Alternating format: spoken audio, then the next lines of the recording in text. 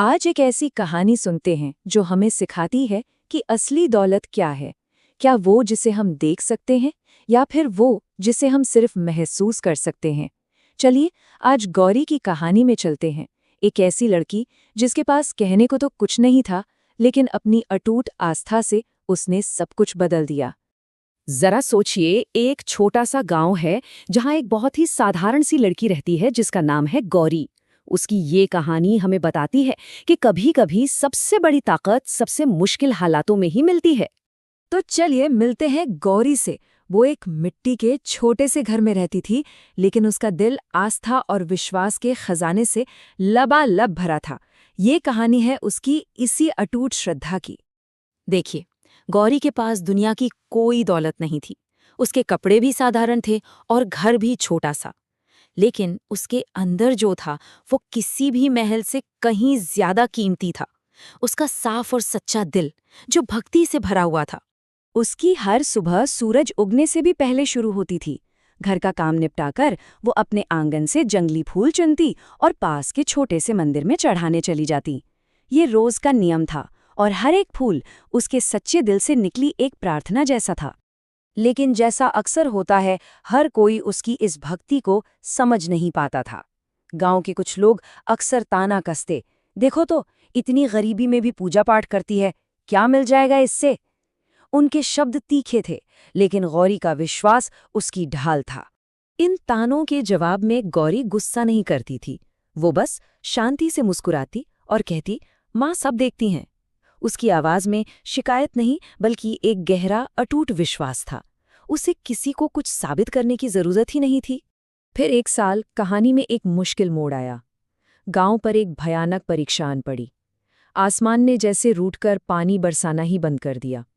ये सिर्फ सूखा नहीं था, ये हर किसी के सब्र और गौरी की आस्था का इम्तिहान था। सूरज जैसे आग उगल रहा था, नदियां सूख गईं, खेत बंजर हो गए और जमीन में गहरी दरारें पड़ गईं। पूरा गांव निराशा में डूब गया। एक ऐसी मुश्किल आ खड़ी हुई थी जो सबकी हिम्मत तोड़ने वाली थी।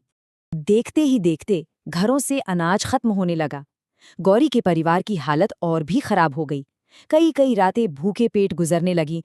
हर तरफ बस मायूसी छाई थी। लेकिन जहां दूसरे अपनी उम्मीद खो रहे थे, वहीं गौरी का विश्वास और भी मजबूत हो रहा था।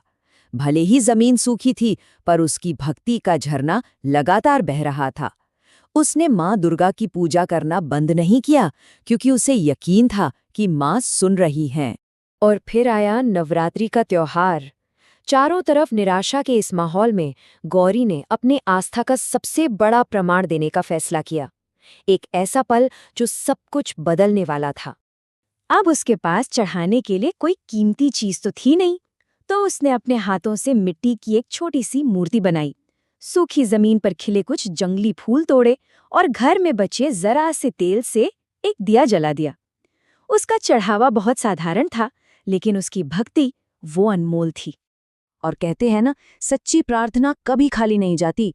अब कहानी उस मोड़ पर आती है जहां गौरी की सच्ची आस्था का फल उसे मिलने वाला था। उसी रात जब गौरी गहरी नींद में सो रही थी, उसे एक सपना आया। सपने में साक्षात माँ दुर्गा ने दर्शन दिए। उनकी आवाज में एक सुकून था, एक ताकत थी।